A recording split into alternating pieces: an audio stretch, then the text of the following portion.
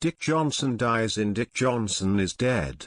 He dies over and over and over again, courtesy of his filmmaker daughter, Kirsten Johnson, who made this documentary to come to terms with his eventual death, her own, and everyone's. The deaths of Dick Johnson or deaths are staged for maximum mayhem, sadness, or surreality. Dick dies getting hit on the head by a falling air conditioner, by a car, by having blood spurt from his neck. Sometimes the deaths just suddenly happen.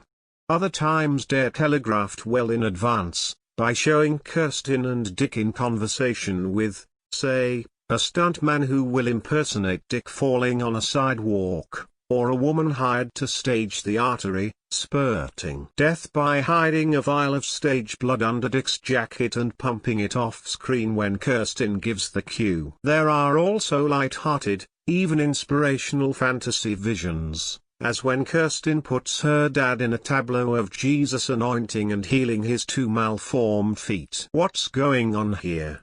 A lot of things. If one were to look at this film as a psychologist might. And why not? Since Dick Johnson is a psychologist, one might see the death scenes as a means of exercising control over an uncontrollable eventuality. Kirsten gives her father visually ravishing demises, befitting a hero of song and legend, and many ordinary ones.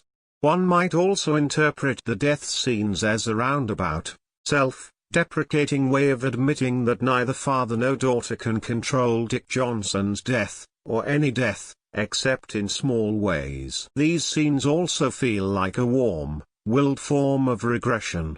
We see Dick, a cheerful and agreeable man, engaged in imaginative play with his young grandchildren.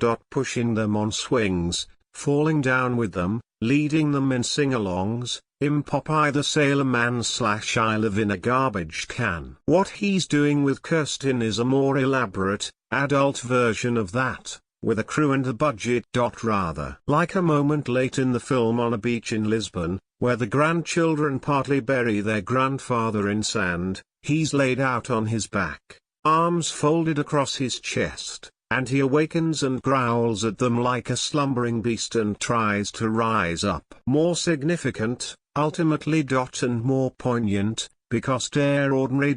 Are the scenes where Kirsten hangs back and observes her father as he goes about his life, eating at a breakfast table, sitting behind his desk at his office in Seattle, contemplating the house where he and his late wife lived before he's about to move to New York to spend the rest of his life with Kirsten. Who's going to take care of him?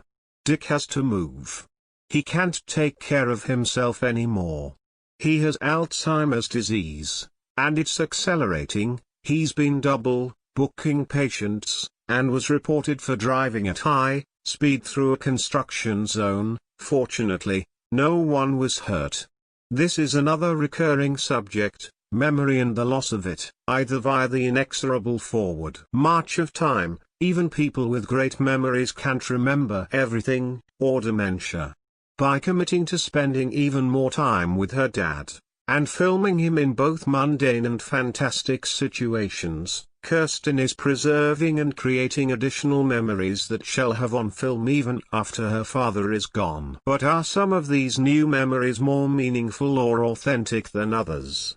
And how much consent, realistically, can Dick give at this point? The movie courts audience disapproval in the scenes where Kirsten uses her dad as a leading man in her death fantasies. He adores and respects his artist daughter and is gung-ho to participate in anything. But there are moments where it's obvious that he doesn't fully grasp what's happening. He misunderstands the blood bag stunt and thinks it's his blood, not stage blood, in the bag. Kirsten seems aware of this problematic aspect as well. I just have to be careful about not overstepping the bounds of what's decent for him, she tells a nurse who doesn't seem all that approving of all of this filming. But the fact that it isn't foregrounded as much as all her other big themes and subjects suggests that this a rare instance of an otherwise fearless director, at least partly, evading a tough question. She addresses it more fully in press interviews outside of the context of the film. I wish him to die. I don't wish him to die, she told Helen Shaw of Vulture. Am I exploiting him with this film? Am I giving him immortality? Still, this is a rich and rewarding documentary that feels like the next stage in the stylistic evolution of Kirsten Johnson. She spent decades shooting other people's movies, deadly serious documentaries on war, deprivation, and misogyny, before producing one of the greatest and most innovative non-fiction films of the past decade, 2016's Camera Person, where that movie rigorously avoided any sort of narrative hand-holding, instead creating several overlapping implied narratives through careful arrangement of footage that the director shot for others. This one feels more traditional in the telling, the staged deaths notwithstanding. But the process of filmmaking, of storytelling generally, is foregrounded here as well, though in a more direct and playful manner. We don't just see deaths being planned, rehearsed and shot. We also see father and daughter in conversation about what it means to film and be filmed. There's even a scene where one of the film's occasional bits of voice over starts on the soundtrack over unrelated images. Then the movie cuts to Kirsten in a closet, filming herself recording the narration that you've been listening to.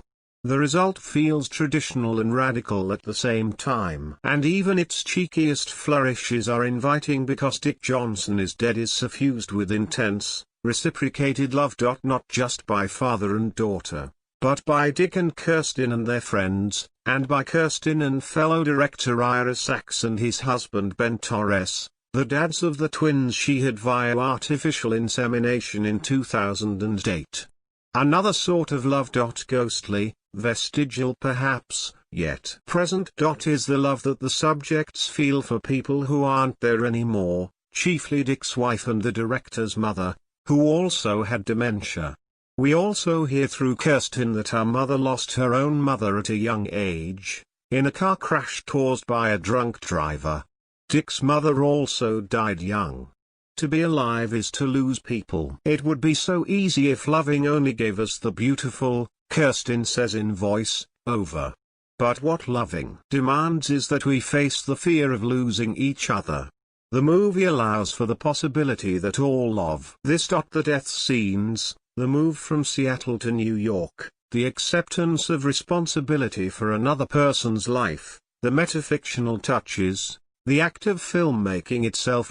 Is simultaneously a method of infusing an otherwise chaotic and random existence with meaning and beauty, and another set of activities that are undertaken mainly to distract the participants from obsessing about the ends of their own stories. Maybe Dick Johnson is Dead is the filmmaking equivalent of the band on the deck of the Titanic playing their hearts out while the water rises. If so, the movie is aware that it might be that thing, and seems content to be that thing.